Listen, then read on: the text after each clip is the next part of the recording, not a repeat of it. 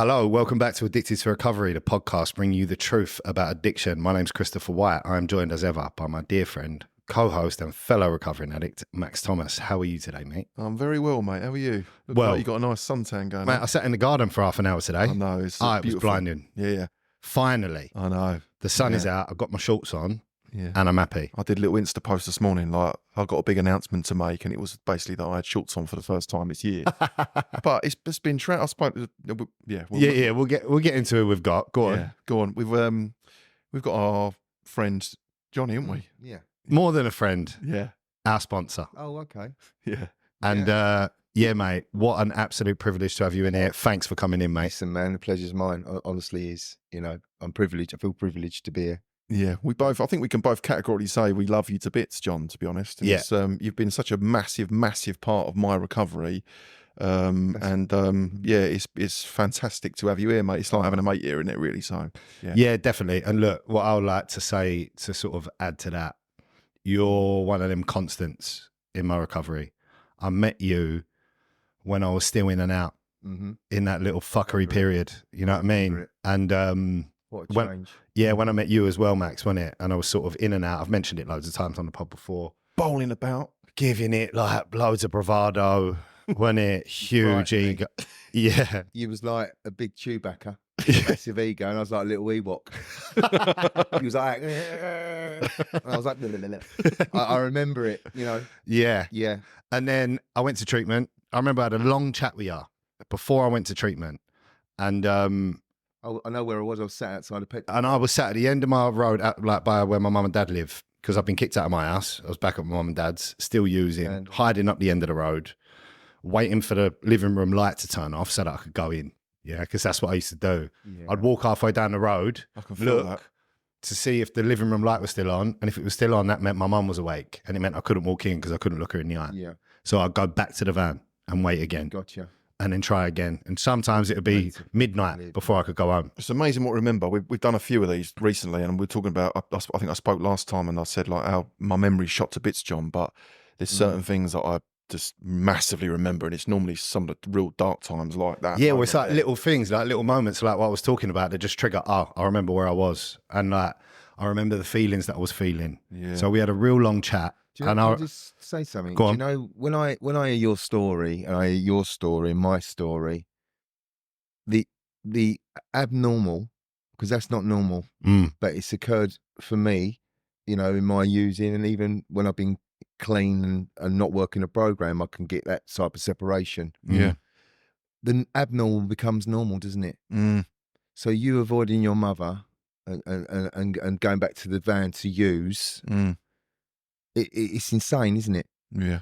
But you're exactly right. That abnormal becomes normal. Yeah. Because I'll look, and it's like, I'm behaving now. I'll look, I'm like, oh, the light's on. Got to go back to my van and sit there for a couple of hours Yeah. Comes and routine. wait. It became normal. Yeah. You're exactly right. And it was I'll be pulling up and I'll be like, instead of me thinking, maybe don't use on a weeknight while you're driving around doing God knows what, maybe stay in, and then you've not got to do that. But that's not an option Yeah, but that's when the normal obsession's on me. normal thinking, Chrissy. That isn't it? When we're using that is like Exactly. my It's a thinking was million miles completely away. backwards. So the point I was trying to get to is I sat down, I had a right long chat with you, and I remember you was telling me stuff, and I was saying, yeah, I know. Yeah, but Yeah, I know. Yeah, I know. Yeah, I know. I it's a know. war cry, though, isn't it? I know. And I just said, I know to everything you said, Yeah. but I didn't know. I didn't know. No, I get it. I had no clue. Mm. I sort of understood the words you were saying, but I had no idea how to implement that in my life. So when I finally got to treatment and I got a little bit of clean time, they were talking in the treatment centre about like move on plans and what are you going to do and how are you going to integrate back into society. And it was just, was that the Lions? Was it? yes, it was. Yeah. Treatment centre in Shoebury-Ness. It was like a great start for me. I'm not putting treatment down at all because it's part of my journey and it worked for me. Absolutely. But the biggest thing for me was they said, what are you going to do when you leave? And I was like, meetings, step work, fellowship, sponsorship, program. Everyone else, there was a few people like, oh, well, I'm going to listen to some TED Talks on addiction and I'm going to go on nature walks. And I'm like, yeah, that's all well and good. Yeah. But if you're an addict, you need a program. right? And I wasn't preaching that to everyone in there. It was just as far as I was concerned, that's what I'm going to do when I get out. So I knew I needed a sponsor. So we were in contact just before I went in there, and I was like, I'm going to ring John and ask him to be my sponsor. And I remember exactly where I was standing in the treatment centre by the back doors there. And I rung you and I said, will you take me through the work? And you said yes. And I will be forever grateful for the journey that we've been on together. Absolutely. The time you've given to me, and just all the knowledge you've imparted. And it's been a fantastic journey. Absolutely. And I've loved every minute of it. So I just wanted to say thank you for that. You're my pleasure, man. My pleasure. You've been, you know, I mean, when it comes to effort, you know, you've put a lot in, you know. And not only is he a recovering addict, he's also a leathersmith, cigar maker. He's done it all. An artist. Britain's Got Talent. I know. What does this man not do? Do you know what I mean? You know. He's the herringbone master as well. I am the herringbone master. No, he's top Tyler in Essex, definitely. Yeah, I usually say to Chris, you're my favourite sponsor, but now I need some insurance. I'm gonna switch over to you this month.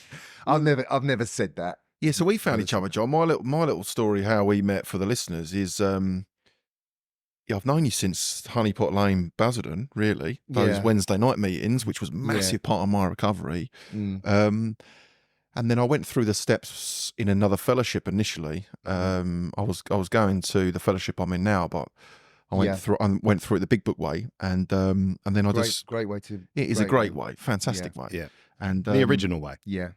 And then I got not to the end of the road because my old sponsor, he's a great mate of mine. Saw him last week. He was sharing at a meeting that I went to. I know you're talking about. He's a fantastic great man, guy. Yeah. But we just mutually agreed he could see it. Not that my recovery was getting stagnant, but I felt that I wanted more out of my recovery and just to push my recovery further, push it. Do you know what I mean? And that's when I asked you to be my sponsor, mate. And yeah, I've been slowish on the steps. I've been through the steps, like I said before, but yeah, our relationship's been great, mate. And I echo what Chris said. You're a very, very easy person to talk to. When I come with you with my issues, you're not telling me how to overcome what I'm talking to you about. It's more a bit of guidance and suggestions, I suppose. And and that's it. It's just you've got a beautiful way of you, and I try and have that way with my. So I got asked again this week to be someone else's sponsor, and I obviously said, yeah, I'll take you through this work, no worries at all. And I can see the attraction with the pair of you. Yeah, it's I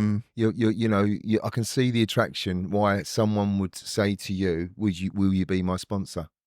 Yeah, why wouldn't they? I've got a new one this week as well. Yeah, I'm feeling less than there. I've got a new one this week. He asked me, so I've done a share at Chelmsford Monday. There's a new meeting. Lovely. Sid's running it. Sid, yeah. Sid secretary. Yeah. Sid. Shout out Sid. And I went and done the share, and there was a guy there, 90 days clean, and he's like, I need a sponsor. Will you sponsor me? And I was like, I've got loads of sponsees. And then I got chatting, and I was like, you know what? Who am I to say no when someone asks me to be their sponsor? Like, I said it'll be a privilege. Took that from what Nick said last week. It will be a privilege to take you through. So he lives miles away. So I said, we're probably going to have to do a lot of this over Zoom because you're far away. Yeah. So yeah, got a new sponsee. I put him on 4 pages a day, prescribed him 4 pages of the big book a day. Yeah. We're going to get through the book. And I've picked up the the basic text as well. Yeah. And I'm reading through it at the same time, and we're going to reflect, go back and forth. Yeah. But funny what Max not funny, to mirror what Max just said, my sponsorship style is your sponsorship style. Is it really? I'd like to think so. The way you took me through the work and the way you are with me and the guidance you give me is the way I try and, not saying it's the same, but I try and emulate the way you were with me, with my guys when I take them through. Chrissy, I will be there as much as my sponsees need me to. You know what I mean? If they want to go full biff there and go after it, I'm all for that. Yeah. So some of them, I spoke to one, I was doing a run today, and he called me and we had an half an hour chat. And do you know what I mean, he needs a bit of kiddie quite early on. I'm fairly new with him. I've got 2 who need more time. And then another guy, he's 2.5 years clean, and it's not so much. But if he said to me, Max, I'm struggling a little bit, and I need it. And I want to talk daily at 8:30, I would be there for him. And that's sort of your style, John, I find. You don't push a program on me or Chris But if I said to you that I want a lot more close communication and contact and all this sort of stuff, and I want to get through the steps in 3 months, I think, well, you would be. I know you would be there for me, mate. Absolutely. Yeah. Absolutely. Yeah, it's funny what you said about how much they need me. It's almost like I'll give them as much as they allow me to give them. You know what I mean? Yeah. It's almost like if they're not arm's length, but if it's just like a text in the morning, oh, by the way, I've done my step 6. Okay, let's meet up. And then the occasional phone call, that's fine. Like you said, if they want to call me every day and they need a little bit of babying around certain stuff, so be it. I'm available. Yeah. As much as I possibly can be. And another thing I always say, when my sponsees call me, if I can't pick up the phone that very minute, they're getting a call back. Even if it's just a text, can't answer that, everything okay? Yeah, it was just for a chat. No worries, I'll talk to you in a bit. Yeah. There's a responsibility that comes with it, right? Yeah. Once you say yes, you then take on that responsibility. And it's a big responsibility, isn't it? We're not, obviously, we're powerless over whether someone uses or not. Of course. But, you know, funny, I had a call from someone who's probably got similar clean time to me. It was late. And I could have tucked my eyes in my socks. I was absolutely shattered. Yeah. But I took the call. Yeah. You know, because he wanted to talk to me. And my sponsor does the same. Yeah. You know, and if he can't, exactly the same, my sponsor, you probably both know. Yeah, legend. Legend, isn't he? And he, you know, he's like, Johnny, I'm just driving to work. I've got 20 geezers in the back. I'll give you a call back in 15. I'm like, all right, mate. You know, do you know what I mean? And and before now, I've phoned him up and gone, I need to talk to you, man. I've had a meltdown. I am fucked. I'm leaving NA. Yeah. I hate my life. You know, there's times in my recovery where I've been like that, and I can still be like that, you know, because the disease is on me. Yeah, but at least you picked up the phone and told someone about it. And he went to me, he went, I'll give you a call back in about, I'm just watching the last. I went, no, I need to talk to you now, mate. Yeah. And he went, oh, all right. And he must have paused his, you know what I mean? Yeah, he loves lower league football, doesn't he? Yeah, he does. But he was there for me. You know what I mean? And and that's sponsorship. Yeah. That's sponsorship. Now, Johnny, you just want to mention something you did for me and Chris, because we both spoke about it. You sent us a text at the end of last year, and it was just lovely, mate. And thank you so much for that. It was for the listener, it was a summing up of the year, because as an addict, I can move through life pretty quick and not appreciate some of the changes or some of the big life moments that we have in our lives. I'm on to the next thing quite quickly. That's one of my flaws, I suppose. And John sent me and Chris individually. We didn't know. We both spoke about it on the podcast. I got one of them as well. I got one of them as well. It's quite funny. But no, it was beautiful. It was just like a summing up of the year. And yeah, it was just to have that. How I can explain sponsorship is to have that person that you know's always going to have your back. That's it for me. And it's just having that. It's like a higher power. We're shoulder to shoulder, right? We're not. There's no. You get me? There's no hierarchy. No. But I just feel connected. So having that connection, I suppose, that deep rooted connection, that no matter what, you're not going to get judged. That person's going to have your back. It's just a beautiful place to be. It really is. Absolutely, man. Yeah. Plus, it's the trust. The trust. Like, you know more about me than anyone. I do. Anyone in the world. I do. You know more about me than any other person on this earth. Yeah. And I trust you with that stuff. I don't. Yeah. You know what I mean? And I know you're trustworthy. So it's like it's like a sacred bond when someone knows everything about you. Yeah. You know what I mean? Absolutely. Yeah. And it's like, it's not to be trifled with, is it? It's Well, no small thing. So what I've been doing, I bought that van. Yeah. But I didn't tell anyone. Yeah. That's nice because I can hold on to things, right? Yeah. So I thought, I'm going to phone Greg up and tell him I'm looking at a van. But I didn't. What I did is, I went right the way through it and I spoke to him. I'd had it a week and I went, all right, Geezy. And we were chatting. We were just chatting about, I got a new van the other day. Yeah. Do you see what I mean? I really do see what you mean. Because I want that instant gratification. Yeah. Yeah. I want you to go, oh, really? What is it? Oh, 63,000 miles on the clock, whatever. Yeah. But it's nice to hold on to stuff, isn't it? Yeah. And then I think it empowers you to not be a gossip. Yeah. It really does. Right? Couldn't Do you agree see what more. I'm saying? If I can hold stuff in, and it'll save me from saying the wrong thing. Yeah. I could be on site. It's really weird, right? Because I've been working for this guy and he's got some Wonga, this fella, he's a developer. He owns 13 properties in Hornchurch, blah, blah, blah, blah, whatever, you know, good luck to him.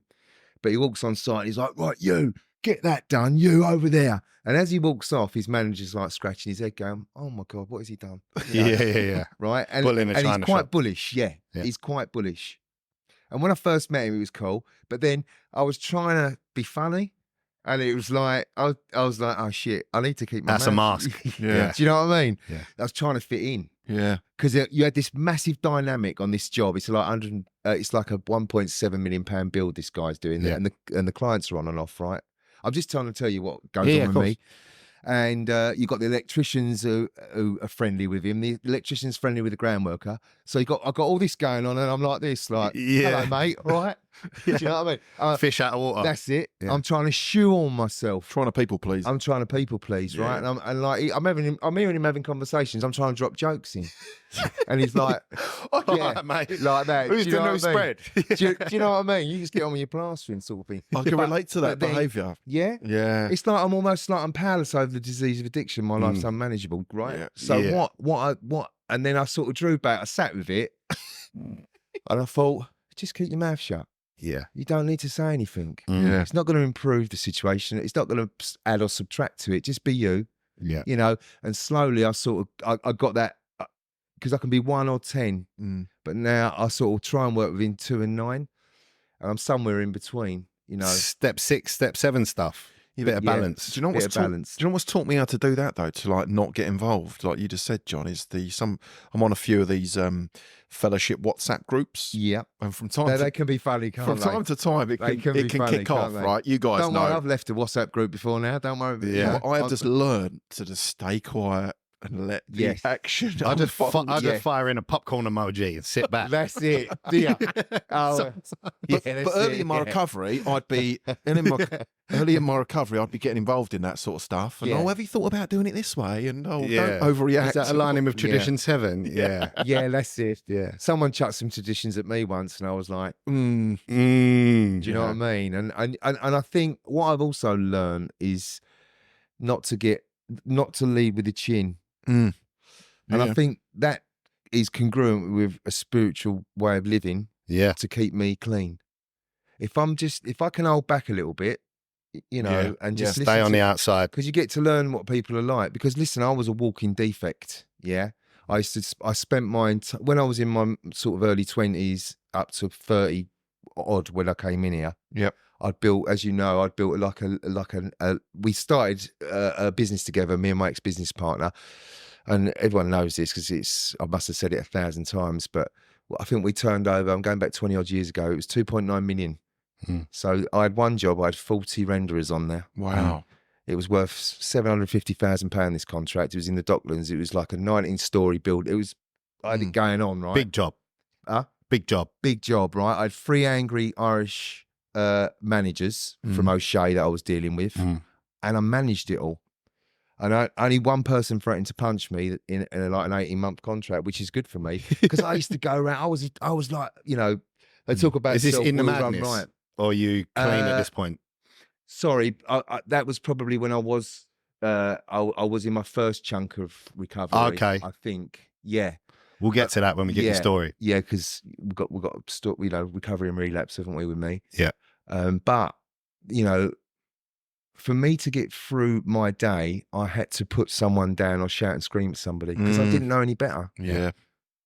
Yeah. I was a tornado. Yeah. I was a bully when I could get away with it. Yeah. I knew I could bully and knew I couldn't, as we all do. But we Course. say, John, that we project what we're feeling internally onto other Right. people, don't we? Do you know what I mean? Gotcha. So if we've got a bit of anger and a bit of pain going on internally, we don't want it inside of us. We want someone else to feel shit. We do you know do. what I mean? Yeah. Yeah, And that's it. That's if I'm feeling a bit wonky, it comes out. We say it comes out sideways. Do you know what I mean? Someone else gets it. It's normally my wife. Absolutely. Or shout at my kids or something like Absolutely. that. Do you know what I mean? But Absolutely. really, the root cause is someone might have been rude to me at work, and I'm not being able to process it. Do you know what I mean? Yeah, gotcha. Sorry, mate. Am I thing? So when you're half max, you're on. You're on mic. When you're on me, you're off it a little bit. The left Gotcha. is a little bit Yeah, behind no problem, mate. I'll try and keep this. That's it. Try to keep your head still. Sweet. We mentioned Johnny's story, so I think that's probably a good little break to Yeah, exactly. So, John, look, I know you've listened to the pod. You know, like what we're all about. Yeah. I'm sure the listeners would like to get a little bit of a backstory on you. Yeah. find out a little bit about how your journey went. How did you first start using? How did it progress? Okay. It's funny. I suppose we're all here for the same reason, isn't it? That we, you know, I mean, my using towards the end was suicidal, really. You know, there's a bit in the literature that says about you wouldn't go up to someone and ask for a heart attack, but that's how I used, you know. And when I, at the last Essex convention, there was a Liverpudlian guy who done like a after dinner speaker thing.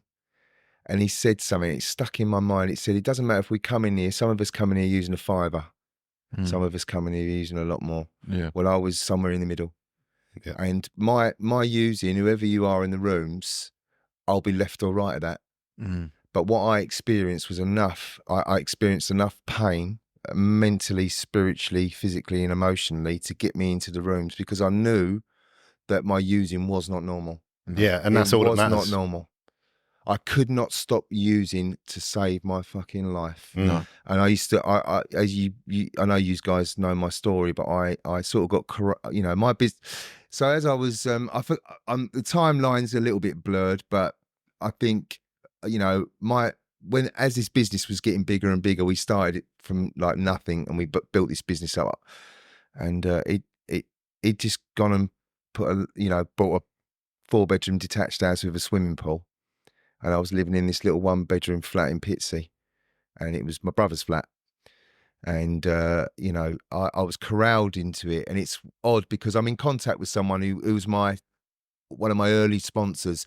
And that guy came into the rooms after me, but he got the basic text or whatever it is. It was a big book, actually. And he got a sponsor, and he recovered from this disease. It was recovering, sorry. Controversial. Recovering. And then he'd seen me floating about. I'd had this sponsor. It was a long story, but this sponsor didn't really sponsor me as such. I ended up getting involved with him financially and not getting me money back. There's a lot of sick people in the rooms. Yeah.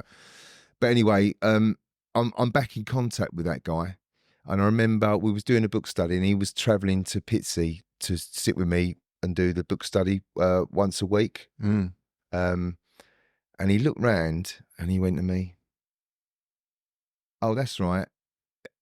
So I'll rewind a little bit. So I'd been doing the book study. I'd started it in that flat in Pitsea. Yep. And then I had a bit of recovery. I think it was about 2 years, 18 months or something. And then I'd moved in that time to the place where I live now. Yep.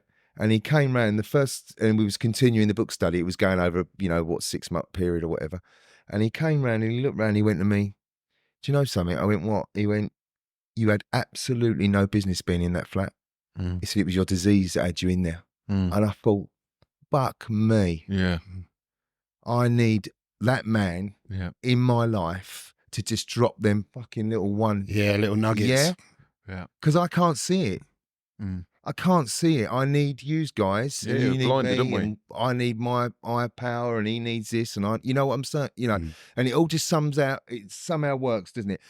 So anyway, I ended up, I've sort of fast forwarded a little bit, but yeah, so, you know, my disease, you know, it's nothing really too flamboyant, really. I just got brought to my knees, you know, by cocaine and alcohol, basically, you know, and I tried lots of different stuff. I'd done, you know, the Ministry of Sand, you know, I spent, you know, I'd done the 1999 Ministry of Sand 48-hour party, right? And we, honestly... I was 11. Was you really? You was 11 then, was you? And I remember, I mean, it was messy, man. Yeah, do you know what I mean? It was like the MDMA back then was just, I mean, I'd started using MDMA sort of 87. Did you start using early? I didn't. So I wasn't like a bottle of, you know, Thunderbird and White Lightning over the park. Yeah, you know what I mean. I was more. I think when I'd experimented with alcohol. Yep. And I can still remember my first drunk. I was second year, which was 13 or something. Yeah. I remember when I put the alcohol inside me, it lit me up. I was doing cartwheels. I was like a gymnast, you know, jumping. Same as me. Yeah. Yeah. You know, it lit me up. And then I obviously had a bit of puff. Yeah. But it was only when I left school and I then got the ammunition. Yep. Because I was, you know, I got the ammunition, you know, through obviously work. So it's sort of 16, 17. That's when it sort of all started. And it was You had a pound note mainly, in your pocket. yeah. So I found my higher power, which was money. Yeah. You know, and it was like, I'd had quite my upbringing, my relationship with my mum wasn't great. Do you know what I mean? She wanted to kick me out when I was 15, you know, and it was, you know, one of them relationships. We used to argue a lot, you know, and I used to get kicked out, moved back in, kicked out, moved back in, and all that stuff. But yeah, I think you know, once I'd hit the club scene, that was like I'd arrived. Do you know what I mean? So yeah, so I had a messy period in the club, you know, in the club scene, and then I, you know, even at work, you know, because you all know Greg. Oh my, Yeah, friend of the pod. friend of the pod. You know, and some of the stuff. I mean, we got caught sniffing coke off of a transformer box, and you know, this lady must have been 70 plus On the job. on a job in her shed.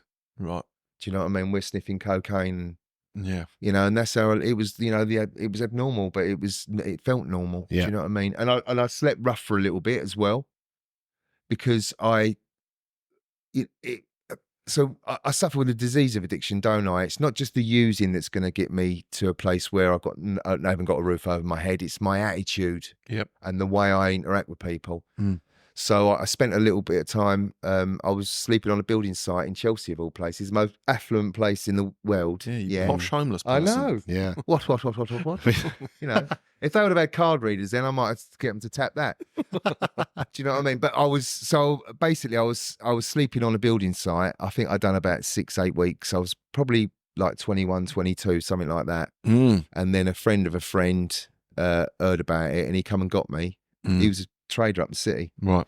and I sort of got adopted really by his parents and stayed in the box room. He moved out. He met a girl, moved out, and I was still in the box room for about 2 years after that. Do you know what I mean? Yeah. That ain't unmanageable, Fully is it? integrated. Yeah. Yeah, that's it. You ain't getting me out of squatters' rights. Do you know what I mean? So like Greg, because Greg, when he was on it, his using went. He was using a lot very young. But when you found drugs, John, was it similar sort for you? It was, similar sort of behaviour. Yeah, I can remember going in on a Saturday morning if I had Saturday work, Yeah. absolutely dripping with sweat. Yeah. It wasn't a gradual, this is a bit of me. It was like, No, it was put it in fifth gear and let's have it. Yeah, that's it. You know, I can remember, you know, just my puff smoking was chronic. Yeah. Same. It was chronic. Do you know what I mean? And I suffered with intense psychosis. Yeah. That's the one. You know. And then I, you know, probably sort of mid-20s, Yep. The guy that I was knocking about started knocking a bit of gear out. Right. And then he'd come round my flat, like with lumps and lumps of it. Yeah. Yeah, that's to weigh it up. To weigh it all out. Yeah, I used to, if I had a spot, I'm like, yeah, come round, do it at my house. Come round. Because then I'll be dipping.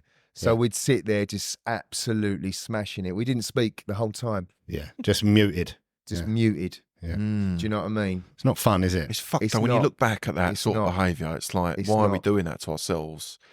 It's just, that internal void must have been right there. You know, I like you say, that void was there and it was waiting to be filled. Yeah. You know, you know, and then, you know, really, I sort of spent the latter part of my 20s, you know, using a lot of cocaine. And when did you have the accident, John, on the building site? So I was 17. Okay. Yeah. Yeah. I was 17 when I had that accident. What That was- accident? What happened? So I was in St Albans in Hertfordshire. It was December time, and I even at 17, I was using most nights, you know, weed and puff, whatever, and drinking alcohol. And I'd had one of them nights where, you know, out to go and I'm still up. And then I used to get a bib outside my mum's house or where I was staying at the time. You know, and I'd be going out there and I'd be pranging from the night before, whatever, you know, no sleep. Anyway, so it was a screed pump. It was a big, heavy industrial machine, you know, and I was tired. It was right at the end of the day. And lucky enough for me, I switched it off and it was winding down, because if it was still engaged, it would have torn my hand off. What, you put your hand in there? Yeah. Yeah. I had a hose in my hand and it made this, I know I broke 6 bones in one go. I was trapped in it for 2.5 hours. I lost a lot of blood. I was in hospital for a week with a massive infection, and that because it says in the green and gold, doesn't it? If you wasn't to compare your addiction with anyone else's, would it be bad enough? And the answer to that is yes. And that was early doors. It was early. You hadn't even really started getting on it. I hadn't really started getting on it. I'd been smoking and drinking. And then, believe it or not, this is a true story. About 8-9 months later, I was night fishing off a Canvey seawall and I was smoking puff. And don't ask me why, I was spangled. I jumped over into the abyss. Well, parts of the Canvey seawall are about 6 foot, aren't they? Mm. It's about 2.5 meters, geese. Mm. I've landed on the same hand. Oh, no. That I've injured. So I'm loaded with gear. I've got Rizzlers, I've got this, I've got that. I'm driving to the guy who I was fishing with, there's a few of us, he's driving me to the hospital. I'm in and out of consciousness because I'm in so much pain. Yeah. And I'm launching Rizzlers and puff. Yeah. Because I'm getting worried that I'm going to get. You're about to go into an official building. Yeah. Yeah. You know, so that you know, that's the part 2 to that. And I was getting PTSD with the industrial accident years and years after. Yeah, I bet. I'd sit up bolt right in bed like, oh no, you know, like. Yeah, it was your hand as well. Yeah. You know, I'm lucky to still have my. You right-handed? Left. You're left-handed? I'm left-handed, yeah. Oh, I can see the scar, You yeah. can see the scar now, can't you? Yeah. I had a bone, there's a little scar there, I had a bone pop out the palm of my hand where it's a crush injury, isn't it? Yeah. So of course. I had a bone pop out, and when I was in the hospital, they were undoing the dressing, and the tissue had pushed out. So I had a big lump of tissue on there. They used these nitrate sticks to burn the tissue back in.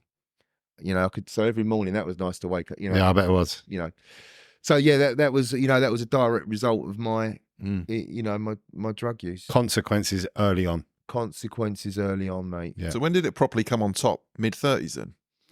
I think. When did you think, fuck, I'm in a bit of a pickle here? The fun had stopped. I think that towards all the nightclubs had gone. Yeah.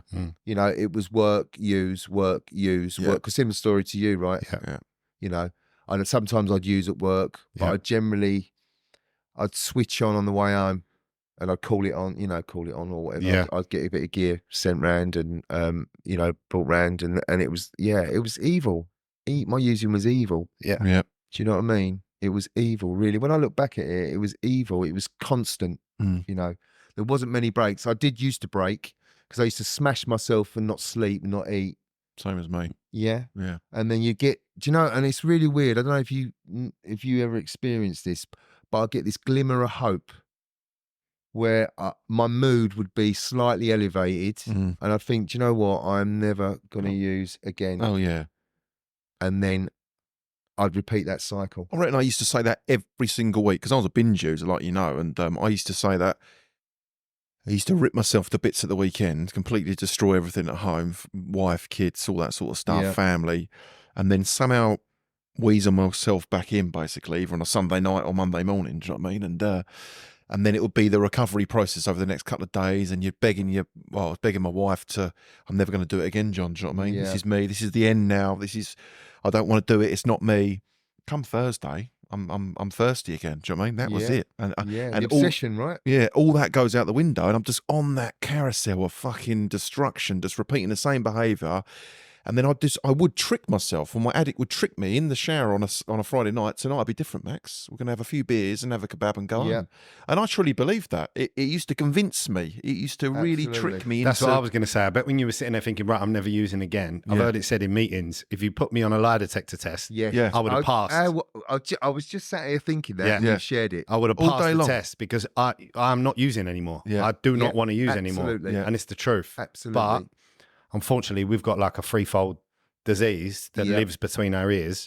And when the obsession kicks in, like we were saying in last week's episode, when the obsession is on you, you're using. You're gone, mate. 100%. It does not matter. 100%. The obsession comes on you using. There's nothing on no one. Exactly. There's no human power, is there? No. No.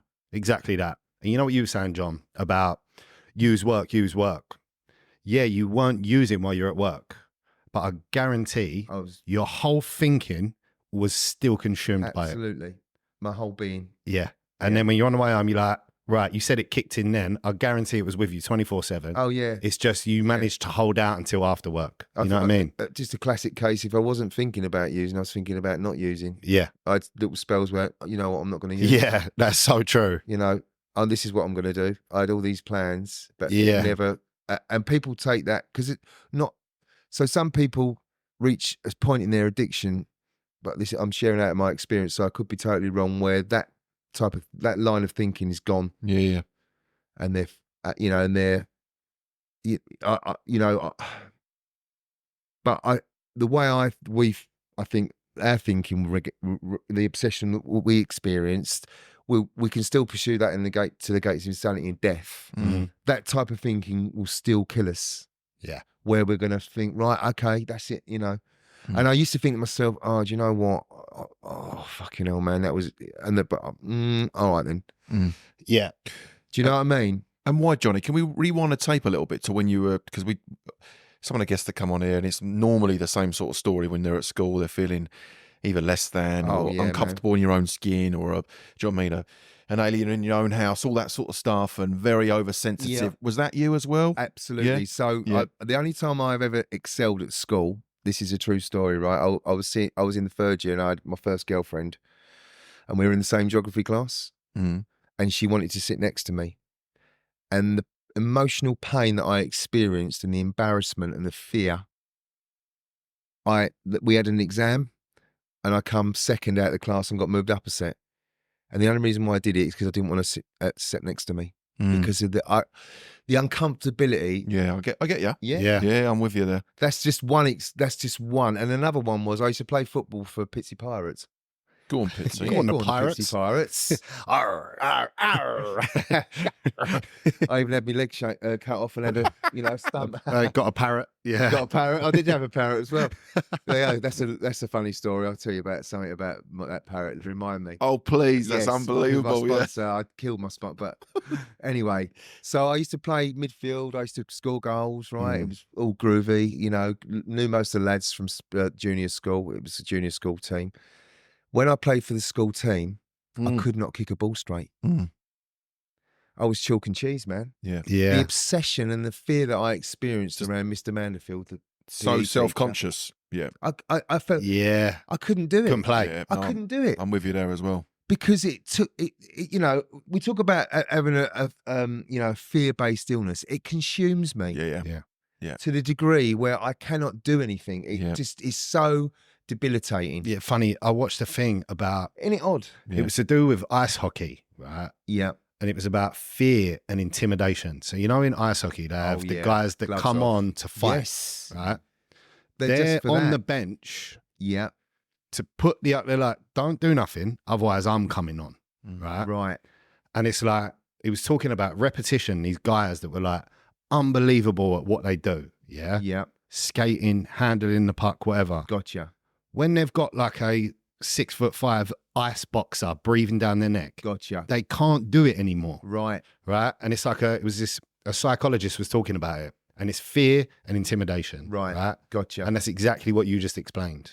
You were good at football when you were playing for your club team, and then at school, consumed by fear, you couldn't perform. So And I relate. so the ice boxer was my disease. There you go. Yeah.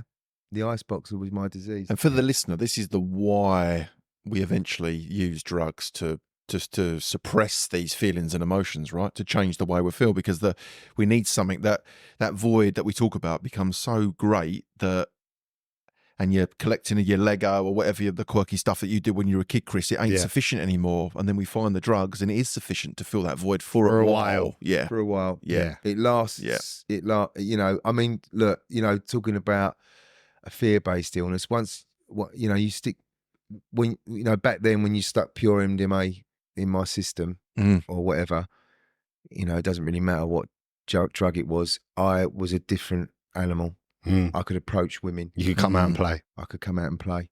It gave me, and I know it does that to people that haven't got the disease of addiction, right? It has that effect produced, doesn't it? But I can't explain to you, you know,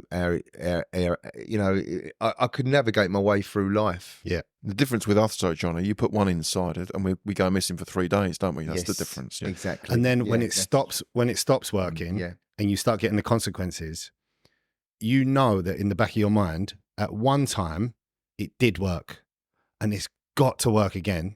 And like you've already mentioned, you will pursue it until the gates of insanity and death. Yeah. Because it did so much for you at one time. Yeah.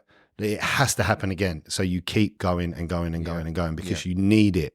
We're chasing. I did see something on Instagram. It was a guy. He looked like he was new to recovery, and it's quite interesting when I see people that are new to recovery. Yeah, they've got a few years, and some of the stuff they suggest, and this, that, and the other. Because look, we haven't got the monopoly on recovery. Of course not. So I do, but sometimes I can be a tiny bit judgmental. I'm gonna, funny that. Yeah, and And I'm like, oh yeah, but he did.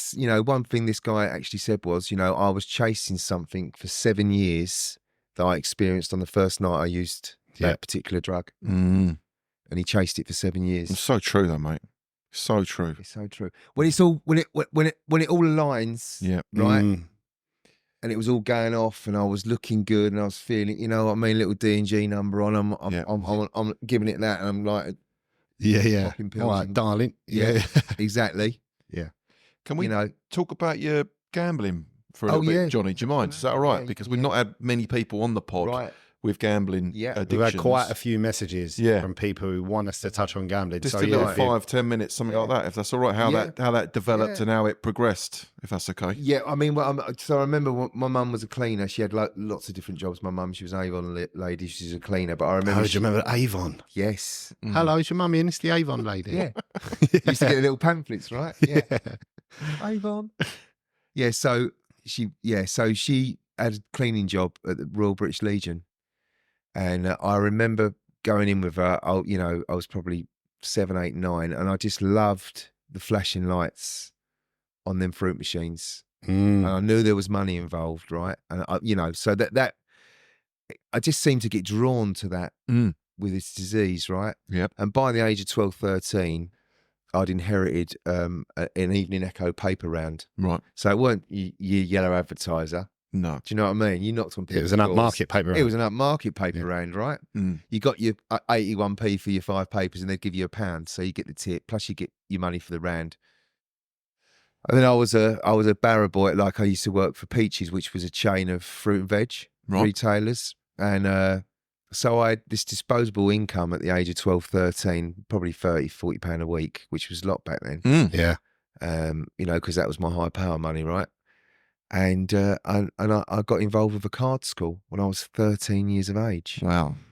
13 years of age, right? I'm sat around my friend's house. There's Lynn, her mum, her brother, the window cleaner. Everyone used to get involved, right? And then Gramps, which was Lynn's granddad, who was an ex Tic Tac bookie, like track bookie, like on the race course bookie, And I'd go around there most weeks and lose all my money. I bet they loved you. I might. Yeah. Oh, they loved me, mate. Yeah, they loved me. I might get the odd Pierre Cardon, Moody Pierre Cardon, Snidey t-shirt from Pitsy Market. Yeah. No catgut, because it was all like, oh yeah, is it catgut or what? And that was, so I, at the age of 13. Wow. 14, I was I was in full flight from reality, really, wasn't I? Even at that age, and I've often shared this. I picked gambling up as a way to restore myself to sanity. If it would have been people all doing fentanyl, it could have been a different story. Yeah, mate, I totally, right? Yeah.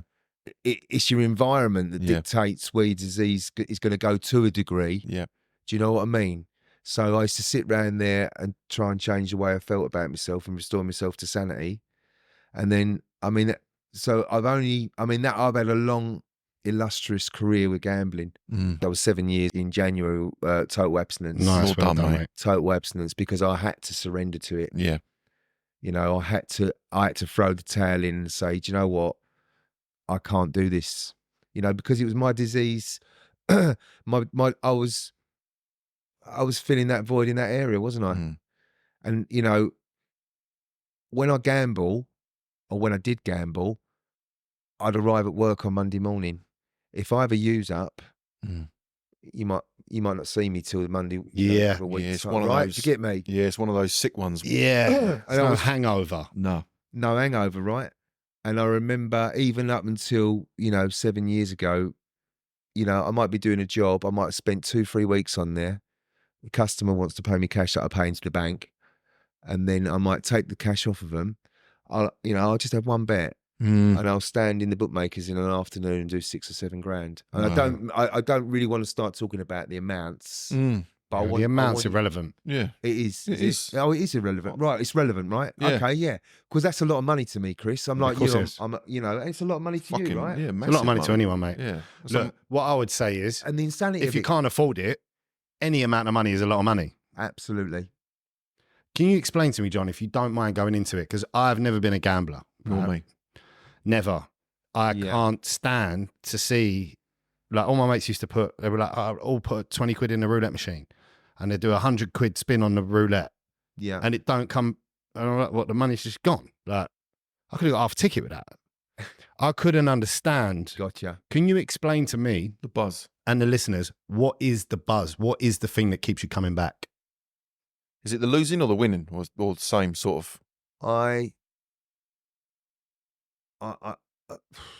Difficult to explain, it's ain't hard it? to explain.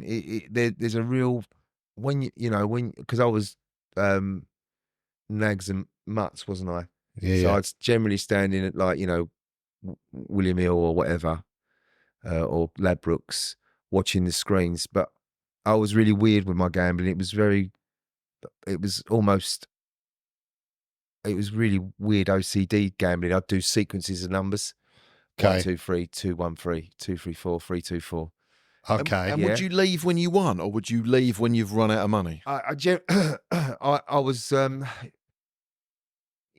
biggest win was probably I'll never forget it. I done 1 to beat 2 at some obscure German course race, horse race course, Right. and I think the favourite come in with 100 to 1 second, and I won about £1,000. I'd laid about 10 quid out or something. Do you know what I mean? Yeah. But other than that, it was just I'd lose my money, constantly lose my money. Win some, lose it. Win some, lose it. Generally, it was all. I'd say that the odds are stacked against you, right? Yeah. The house always wins, course. doesn't it? So my gambling was just basically absolutely. Again, it was chronic suicidal.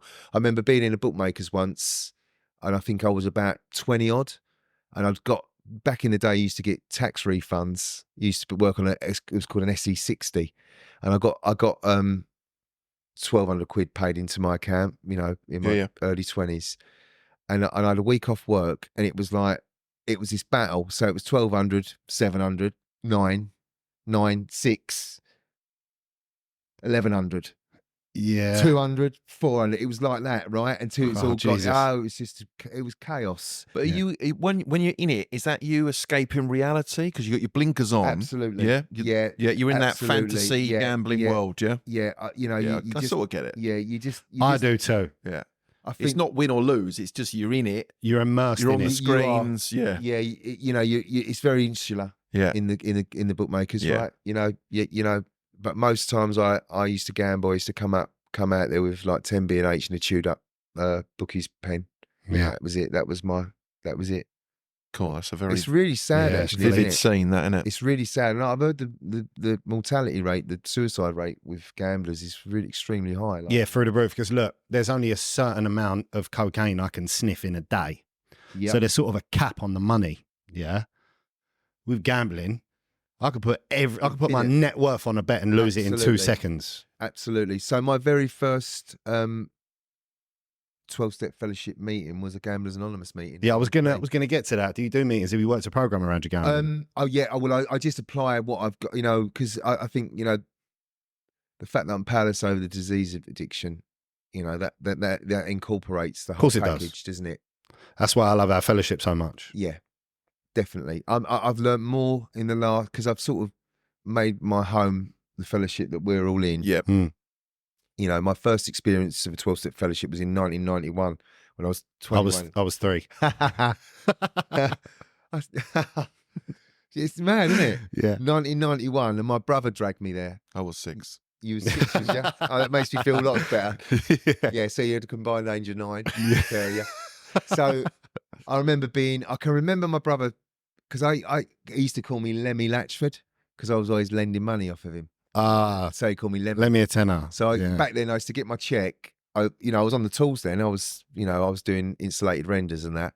And I'd get my check because I lived hand to mouth, right? Because we're good earning capacity, right? Yeah. And I'd go around to my brother. He'd go, all right, Lemmy. And I'd give him, say it was, I don't know, say the check was, 526 quid. He'd cash it there and then and keep the 26 quid. Right. Do you know what I mean? Yeah. So, can I get your thoughts on something? It's quite a hot topic in the press. You might not know about it. These footballers that are being done for the gambling. Have you seen it? I haven't seen it. No, I know that it's just because who was the South African goalkeeper who played for Liverpool? Yeah, that was a while. That's a while back. But you're talking. It's quite. I don't know. It's debatable, isn't it? All this, but I just think. What, in the Premiership? Yes, you got these footballers. I'm not going to name names, but there's certain footballers, John, and they've been found guilty of putting thousands. You're not allowed to bet on football if you're a professional footballer. That's one of the main rules, right? Gotcha. And they've been found to be putting thousands of bets on a month, hundreds of bets on a month, right, and just completely compulsive betting, basically. Yeah. And I might have the timelines and the penalties, but it's along the lines of they've been banned for 9 months. They can't train with their teammates. Really? And they are, for me, they've been treated how they shouldn't have been treated, as addicts. The football society is not seeing them as addicts. They're seeing them as breaking the rules. You're taking the mickey, basically. Got ya. And then you've got other footballers, again, I'm not going to name names, who come out and say, I've got a problem with drinking drugs. And so football society wraps their arms around them. Gotcha. But it's the same disease, right? Yeah. And I've been hearing loads of stuff on TalkSport, etc., and these well-known pundits talking about these footballers and not being very nice, basically, and saying that their ban should be extended. And again, it just shows our society is very uneducated around the disease of addiction, basically. I don't think it's acceptable for a footballer to put a bet on 1 or 2 bets in a month. But hundreds of bets, John, I think is a very different scenario. I think for my take on it is that not they should be treated differently, but they should be saying, right, he's obviously got a problem. Let's wrap our arms around him, because they're not letting them train with their teammates. They're not, and as we know, as addicts, isolation is not good for us, is it? It's all about connection and communicating with our friends, etc., and talking about our problems. And I just think it's a little bit warped. It's one of the main reasons we wanted to do this podcast, is to explain to society what addiction is. It's an overall illness rather than the actual thing, the sex, the porn, whatever your addiction is. Yeah, the substance. Doesn't really matter. It's the actual disease of addiction, what we're trying to get to the nuts and bolts of, and it's just quite a hot topic at the moment. So yeah, not that I wanted to get your major opinion on it, but I'm guessing that they've sort of ostracised them and not treated them as addicts like they would someone with a cocaine or a drinking addiction. Correct. Because they've made a loss somewhere financially and it doesn't look good on them. It doesn't reflect good on the FA, maybe. I don't know. Yeah. I don't know. Maybe it's because they've brought the FA into disrepute. Yeah, they've broken the rules. These boys, you're not allowed to bet. If you're a professional footballer, you're not allowed to bet on football. Yeah. And my take on it was, fucking hell, mate, you're a footballer. There's loads of other things you could be betting on. Bet on something else. And then it's like, but that's true. When you're in the obsession, in the compulsion, you're going to do what you want to do. Yeah. But maybe they're gambling and they're maybe there's the outcome of the game. If there's a 2-0 win and he's got an open goal, he might spoon it, right? Yeah, well, no, I don't think they were betting on their own team, because that's a big no-no. That's match fixing. Yeah, and that's match fixing. That's a completely different thing. Gotcha. I think it was just, like Max said, putting on hundreds of bets across loads of different leagues. Yeah, betting like a compulsive. Well, it sounds addict. like. Yeah, Paul Merson's a big easy recovery, but he came out and said these boys are being treated terribly because. Yeah, do you know what I mean? I think one of them even joined the football club and he had already had counselling or he'd been in a fellowship and he admitted that he's got an issue with gambling. And then they still chuck them. I'm not trying to get these boys treated differently because I don't think that's right. But I think we, as a society, we need to understand that it is an illness. And by banning them for 9 months, for me, they should have got a massive fine, like a 250 grand fine. You've broken the rules, but we're going to help you. Yeah. Do you see what? Do you see I where I'm Yeah, I coming do, from? and I completely agree. Like you just said, isolation for an addict. Oh, you're not allowed to train with your team. Mm, You've been slandered in the press. That ain't going to help this guy. no. You know what I mean? You don't know what's going on behind closed doors. I'd like to think that this person is now sought help. Yeah, I imagine the club Clearly, is involved professional in helping footballer. them out. Yeah, I'm sure there's a lot of money involved. Treatment is available to them people. Yeah. You know what I mean? Yeah. So It's it's interesting what you say though, that oh, this guy's okay over here because he suffers with mental health and he's got drinking got drink and drug addiction, and that's a little bit less stigmatized. But this guy, oh no, throw the book at him. Same disease, two different outcomes. Yeah. I suppose there's a rule breaking one. I think that is the thing that's done them is this, I think it's frowned upon, obviously, to drink and use recreational drugs as a professional footballer, but I don't think it's against the rules. Do you know what I mean? Yeah. And gambling is. So I think that's what they've gone down the road of. But yeah, I just hope society does change in the future and they understand it as one illness. Absolutely. It's like, you know, rant over. No, it's not a rant. It's a good observation, really. Yeah. You know, because really it's double standards almost, isn't it? Exactly. You know, people with food addictions, people with sex addictions, gaming addictions, Phone addiction. You know, because we're all looking. I mean, there's more to it, isn't there? There's I think, you know, there is different. There's chronic, there's acute and chronic, but addiction's addiction at the end of the day. Yeah. You know, Funny you said that when you was a kid and the allure of that fruit machine. Yeah. Max was telling me the other day that these Instagram reels and the sliding of the phone to the next video is all based on a fruit machine. Yeah. Oh wow. That's why it's so Of course addictive. it is. That's why it's so. And he was saying, so you'll scroll through and it'll be like, Right. don't like that one, don't like that one. Oh, I love that one. Gotcha. And that's the win. Gotcha. And it's like 1 in 10 hit rate. some juggling Don't shark. they call it? Yeah. Yeah. They call it doom scrolling. Doom scrolling. That's it. Doom scrolling. No, because don't they know you're waiting for that one little thing that It's might dopamine, go, isn't it? ooh, do you know It's what I mean? It's dopamine like, hit, You're right? waiting for the banger. You're waiting for the I've banger. fallen for it hook, line and sinker. You're waiting for the bang. I have to put boundaries around it. Yeah. Oh, well done. Yeah. Well done. I need to. So I don't. I need to stop using Instagram as much because I just sit there of an hour of a night and do an hour and a half, 2 hours. And I think, oh Easy. my god, Easy. you know. Yeah. And I what get are we looking stuck. for? It's funny. Exactly. Some of the stuff that comes out in my algorithm, though, I'm like, ooh. Yeah, I need yeah. to And the check algorithm's myself. a pretty good representation of what you're like. Yeah. I'm not going to say what I've. Yeah. Check yourself into hospital. Yeah, that's it. Yeah. Well, this is it, right? We could turn this into a treatment centre. I'll actually. feel stuck. You know what you were saying about when you was chopping up that thing with that guy who come round and you didn't talk to each other for hours, right? No. And it's almost like you can't move. You're like rooted to the chair or wherever you're sitting. I'll have the telly on. I'll be watching the golf or something, and I'll be like, maybe a notification will go off on my phone, and I'll clear the notification, and I'll click on the app, Same. and I'm like, It's fucked. and I can't move. I know I should stop doing that. I need to get up. Maybe I might need to go to the toilet. Maybe I need a wee, and I can't move. I'm like stuck. It's mental. Yes. I Yeah. can Do you relate feel so that? much to that. Absolutely. And then you look down and half an hour's gone. Gone. It's quite strange though, really, because I'm very disciplined at work, so I won't touch my phone. I don't touch my phone at work Not either. touch it, you know. And then I won't touch it. I don't get in my van like on the way home and quickly have a scroll. It's when I get in, I get under the quilt and I have a little. You know, it's almost therapeutic to a degree. Yeah, it's a little soothing. In my head, I'm seeing it as a little treat. Well, actually, it's fucked really because like. And you know what? I think that's a tradesperson thing as well. I've got all my group chat notifications turned off. Yeah. I've got a mate who works in an office and he's firing back in all these chats all day and liking things on Insta because he's like, he'll get 30 seconds every 5 minutes and he can do something. When I'm in the zone at work, You got no chance. I can't look at my phone. No. Someone rings me, I'm like, oh, not now, can't do it. No, you know what I mean? that's it. Because I'm in the thick of it. Yeah. Wet trade as well. Once I've knocked up, it's a that's ticking it. time bomb. Yeah. That's going to go off if I don't get this in. Absolutely. So it's like, Max will ring me.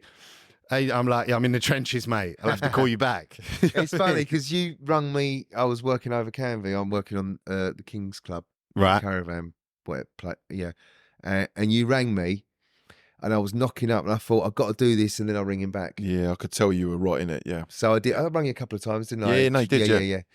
Yes, yeah. So, but I sort of like to do things. I like to get certain tasks complete because I was halfway through doing what I was doing. I'll get that. So totally. I like to get that complete. I mean, if you would have rung me 5 times one after the other, it would have been a different story, scenario. I know, I obviously know there's something urgent that needs to be spoken, discussed or whatever. Cool. Gang. That's an hour. Yeah. Let's get into a bit solution. Yeah. Yeah. So you knew you had a problem. Yep. You started looking for help. How did you get into the rooms? So I did that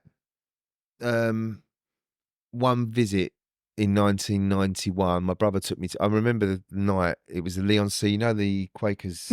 Yeah. Was that meeting? Sunday night. Yeah. I'm not sure what night the Gamblers Anonymous meeting was on, but I remember my brother driving me to that meeting. They still meet there, by the way. They do. Yeah. And do you know what? It's odd because I went to a Gamblers Anonymous meeting about 3 years ago with someone else in our fellowship because he was struggling.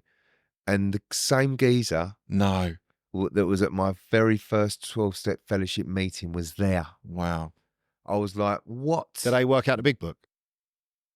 They got their own literature. They've got their own literature. They've got this. So when I went to that very first meeting, this is the bizarre thing, right? I got this little pamphlet, like a little.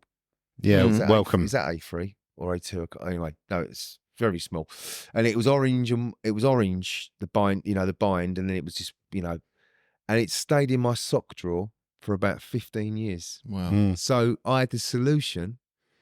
I was living around that flat, sniffing coke and drinking whatever, Yeah. And there was a 12-step program of recovery in my sock drawer that I held onto. Right. Yeah. And I know why you held onto it, because you knew there was something in it. I knew when I got to that meeting, I could see that there was going on with them, and they were telling their story. Yeah. And there was this one guy that he'd forged his wife's signature. Right. And he basically gambled his bungalow away. Wow. But he was in recovery or whatever. And he was, he was abstinent from gambling. That's what I remember. I took something from that first meeting, and then I think and then I run with it for another 10 odd years, right? Yeah. And then my first ever meeting, this is going to freak you out, right? The guy that I see at my first ever 12-step fellowship meeting. Yep.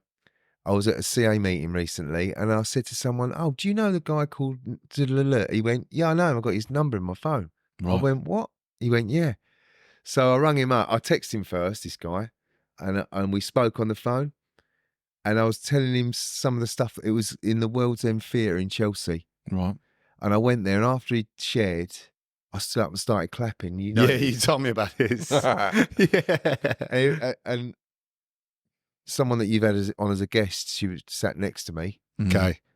Yeah. She went, "You all right?" Like that. And I sat back down again. Yeah. Like, you gave him a one-man standing ovation. That's it. I had this D&G shirt on with big holes in the elbows. That was long gone.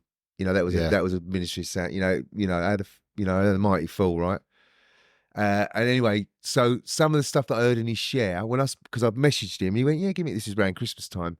I went, "Oh yeah, just to let you know, I'm, blah blah blah blah." I told him my story, and I was relaying back some of the stuff that I remembered from that. He went, "Yeah, that's it. Yeah, that's exactly what happened." I went, "And you had on one of your last drunks," I said, "you got beaten, and you was in a kitchen, and you that to pour tepid water onto his head where he'd been beaten up because he was stuck to the floor." Wow. He went, "That is part of my story." He said that, and I remember that, and that was 20 plus years ago. Well, this is it. You were ready to listen. I was ready to listen, and I think I got what I got from that first meeting was, I think it was hope. Was it? Yeah. And some sanity. Yeah.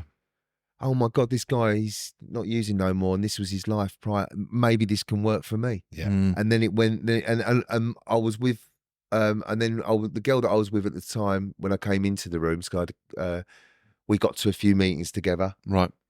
And then I think I got half a dozen white key rings. Yep. Then I had 13 months. I'm going to tell you about the parrot. Yeah. I was waiting for the parrot. Yeah. Are you going to? Yeah. So I had about 13 months. I got to about step 3. And then I used again. Massive resentment with the geezer that was sponsoring me. It knocked me for some money. Okay. Yeah. I got involved with him financially. But anyway, look, Lesson learned. Lesson learned. And then I'm going to put it into short form because we're on an hour. But yeah, so I done 13. So I done half a dozen white key rings, and then I done 13 months abstinent up to step 3. Yep. And then that guy Sean that I'm one of my sponsors. Yeah. He then coming after me, right? Coming off a failed suicide attempt. This guy. Right. But he got a sponsor and he went through the work. And even though I'd been in the rooms longer than me, he went to me after I relapsed after 13 months. He went, "Do you want me to sponsor you?" I went, "Yes, please."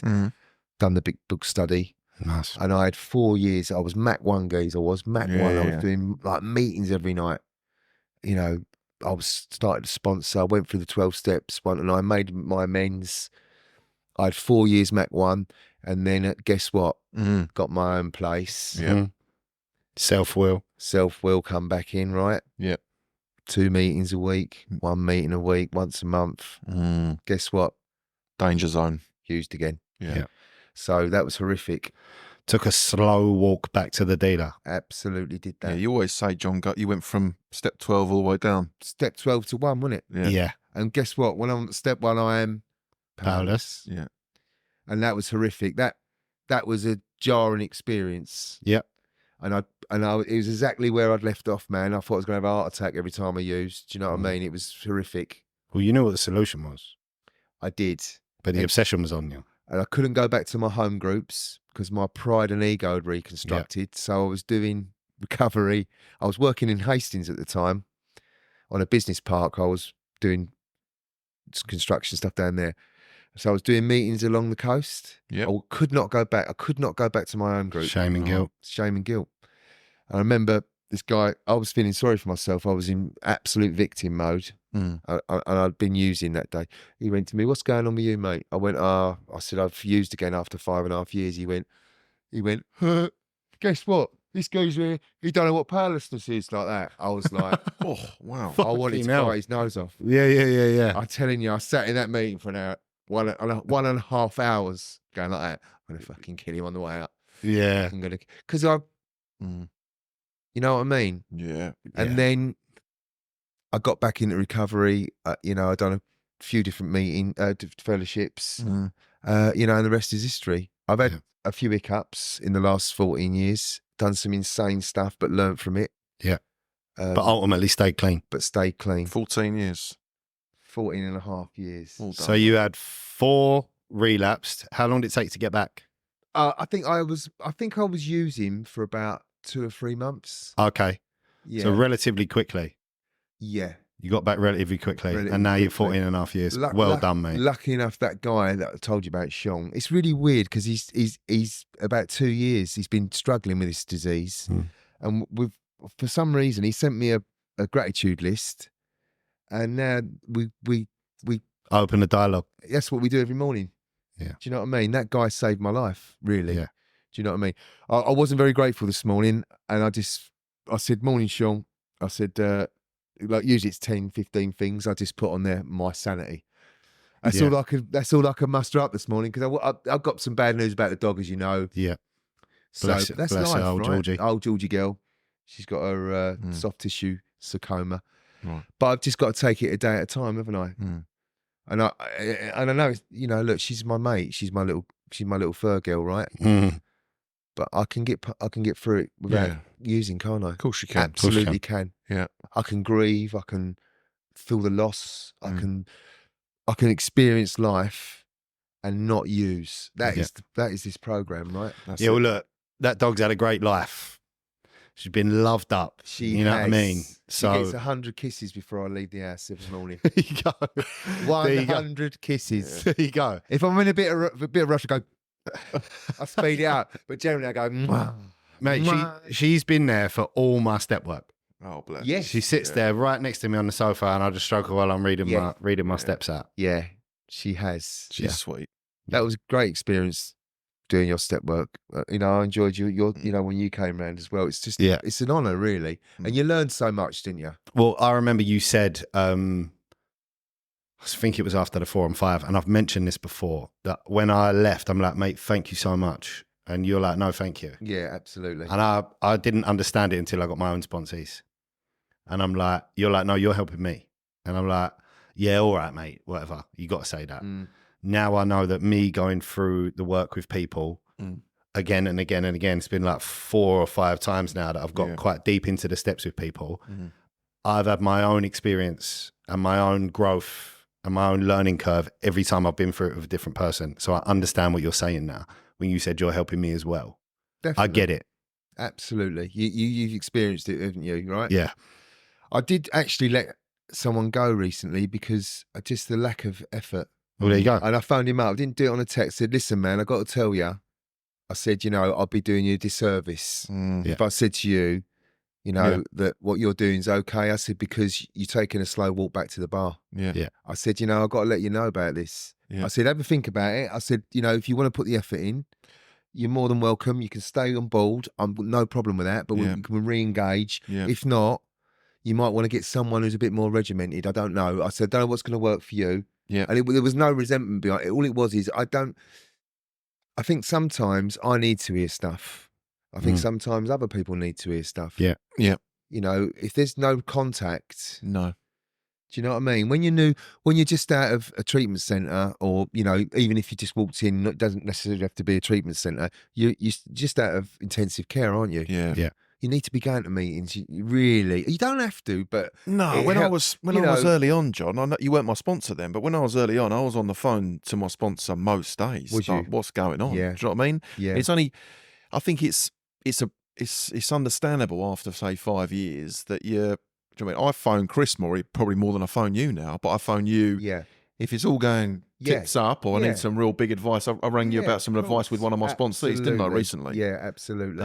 But I think that's the way it works for me. Do you know what I mean? So I think a network of people. Yeah. It's funny. I was having a bad run recently, emotionally and spiritually. Yeah. I rung someone who wasn't even connected with a 12-step fellowship. Wow. And I went round there for dinner. Nice. I sat with him and his wife, and I just told him what was going on for me. Oh, lovely. Yeah.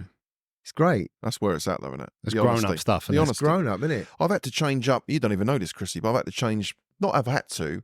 I've made a decision to change my meetings. I was getting very. You're telling me there's soming in your life that I don't know about. Hold on. Elaborate. No, I got very comfortable. I need to have a look at your Philo-Facts. I got very comfortable in meetings, right? And I was going to meetings, and I was surrounded by people with. Sounds mad, but it's all about me this meeting because I need to go to a meeting where there's people with loads of clean time, and I need to hear the solution, etc. And I was sort of missing the point a little bit. And there's a newcomers meeting in Southend. I went to a few times because it's local to my house, and I just made the decision that I want to. I'm at a stage in my recovery where my purpose in my recovery really is to help other people now. Yeah. And I was in this meeting, and I was one of the only, well, not the only people. I had some of the biggest clean time in there, and there was loads of newcomers. And I've taken secretary position at that meeting now because it feels the right thing to do in my gut.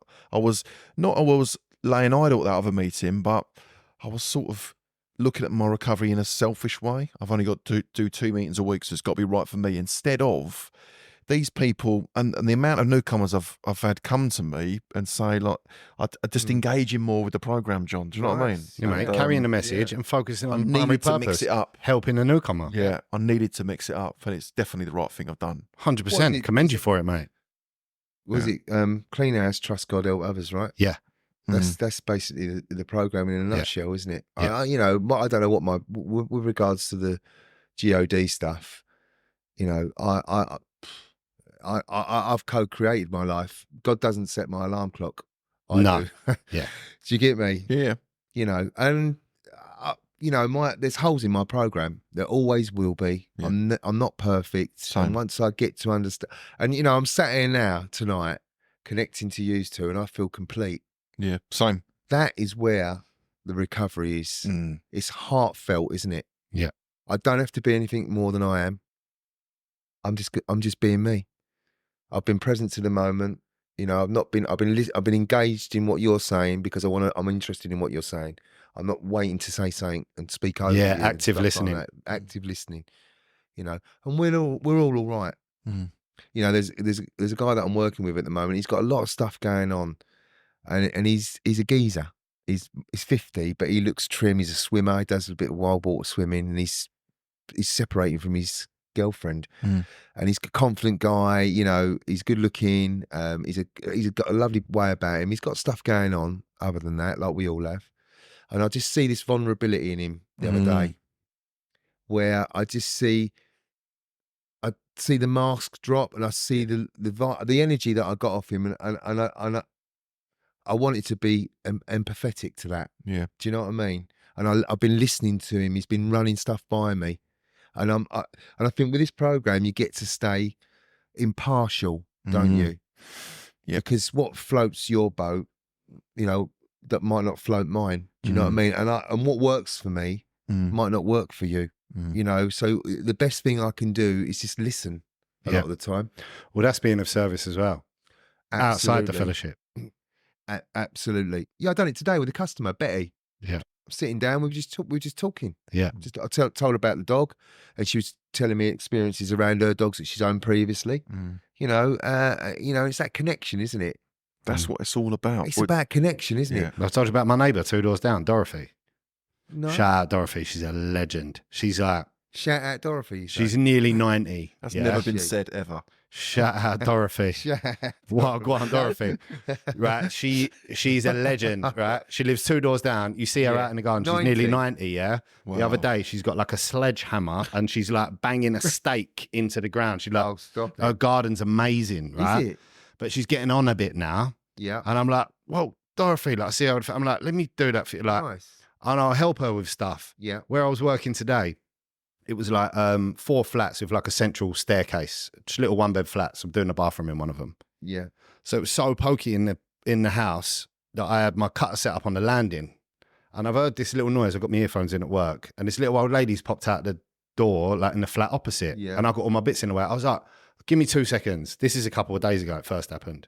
I noticed she leaves her flat at about 2 in the afternoon every day to go and do her little rounds, right? And I'm like, oh, let me get that out of the way. Do you need help with anything? She's like, no. I went, what are you bringing back? She's like, just my shopping. And I'm like, shout up when you come back and I'll help you up with your bags. Like, I'm like, you have a great day, darling. She's like, you have a great day too. Like, no, that's what it's all about. it's what it's all about, right? And I'm like, I know when she opened the door, that stuff being in her way was like, this is different. What's this? You know what I mean? So I put her at ease straight away. Chrissy, what about the same situation 3 years ago? How are you with that woman? Do you know what I mean? In the madness. Oh, for fuck's sake, I've got to move this out of the way. Yeah. You know what I mean? Yeah. That's what I'd be thinking. I wouldn't say that, and I would be polite to her because I was always polite to everyone. Do you know what I mean? It's on exactly right, completely different. I would have stopped doing what I'm doing. Like I said about the adhesive that's going off, I'd let it go off if I could help her. I'll knock up again. Yeah. You know what I mean? Not a problem. Yeah. Because I've changed fundamentally as a person. Yeah. By going through this work. Yeah. Absolutely. Yeah. I don't get me wrong. Sometimes I'm like, fucking hell. You know, I do get that. And everyone knows that. Of course, we're not perfect. Well, I mean, I can be, so I used to be really intolerant and judgmental, and that control panel of defects that were 10s and 8s and 7s, they've gone down 6s and 4s, and, lust, it might have been at 12, that's at 3 or whatever. Yeah. And they switch about a little bit, so again, I'm not perfect, but I do try, but I get, some people irritate me and press buttons. Yeah. They're my buttons, and I realise that. So it's, for me, I'm responsible, right? It says it, doesn't it? I am responsible. I'm the one that's got to, but I generally try and help people out if I can. Yeah. Trust God. Clean house, help others. Yeah. Right. Quick parrot story, then we're going to wrap it up. Right. Okay. Brilliant. I'm glad you said this. Right. So that guy that bumped me for the money. Yeah. It was 1,200 quid, right? Still a lot of money, right? But at one stage, I'd given him 550 for him to get me a hand-reared African grey parrot. Right? Like you do. Well, of course. The hand-reared ones, when you get them, that literally they're like, yeah, they're not going to bite you. They that's just it. Give you a friendly nibble. That's it. And anyway, so he owed me that 1,200 plus the parrot. So I was on him. I was in resentment. I was like, I want my parrot. Anyway, I got this parrot, right? Anyway, so I had this parrot in a cage around my house for, I think I actually there was a guy that I was working on someone's house, and I ended up giving him this parrot. Just give it to him with a cage, blah blah blah blah. Because I just thought he's at home all day, he's retired. He had a few parrots himself. Do you know what I mean? But anyway, so I spoke to my sponsor prior to giving it away. This guy that I'm in daily contact with, when I was I think I was probably about 3 years clean into that first chunk. I went, I'm taking the parrot to the pet shop and I'm going to sell it. He went, yeah, okay, all right. So I went to this pet shop.